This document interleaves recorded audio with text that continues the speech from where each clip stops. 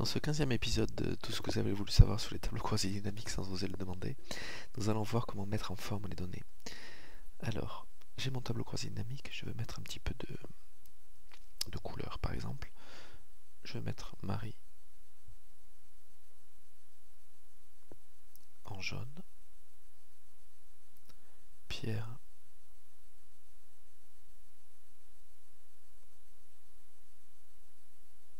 en vert. Je vais mettre les mois en bleu, les caractères. Voilà. Alors mon tableau est beau, j'ai envie de l'imprimer comme ça. C'est un bon moyen déjà de commencer à le mettre en forme, mais je veux trier sur année, par exemple, et il a perdu ses couleurs, et je remets année ici, et je vois qu'on a perdu définitivement toute la mise en page qu'on avait fait. Alors cette première méthode, qui peut être rapide pour mettre en forme un tableau croisé dynamique, n'est pas la meilleure. Il y a une deuxième méthode. Je sélectionne le tableau, je fais format, auto-format, et je choisis par exemple un tableau gris par exemple, c'est sérieux, ok.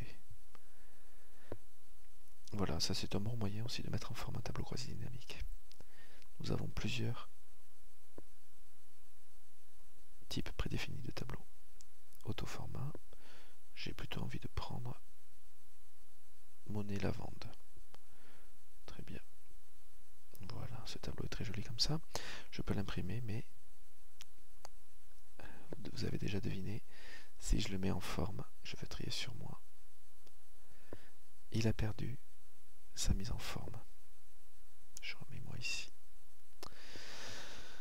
Donc vous avez compris, c'est pas évident que LibreOffice se souvienne de la mise en forme qu'on a fait et puisse pivoter les cases en gardant cette mise en forme. Alors il y a un moyen de le faire, c'est, vous allez le voir, de choisir format, style et formatage. J'ai ce panneau qui fait voir tous les styles de formatage qui sont liés au tableau croisé dynamique, pilote de données ou data pilot en anglais. Alors j'ai plusieurs catégories, donc le champ catégorie, champ, coin, résultat, titre et valeur. Alors je prends par exemple résultat, je fais un contrôle-clic, modifier, je choisis un orange ou un orange léger pour le fond de la cellule. Voilà. Donc tous les résultats sont avec une cellule à fond orange. Et si j'applique un tri sur l'année par exemple, voilà, je vois que mes résultats sont toujours de cette couleur. Je remets l'année ici. Pareil, ça n'a pas changé. Alors si je choisis par exemple les valeurs, donc si je clique ici, ça sélectionne là où on est. Catégorie, catégorie, valeur. Alors pour valeur, j'ai envie d'avoir des données vertes.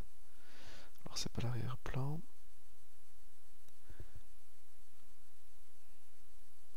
Police, effet de caractère, vert. Ok.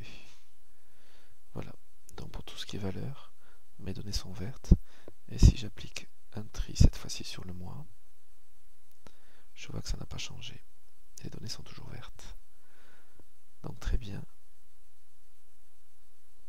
Avec ce tableau style et formatage, auquel nous avons accès avec le menu format, style et formatage, eh bien nous pouvons faire la mise en forme de notre tableau croisé dynamique de manière stable, c'est-à-dire nous pouvons pivoter les cellules dans tous les sens, elles ne perdent pas leur couleur, leur mise en forme.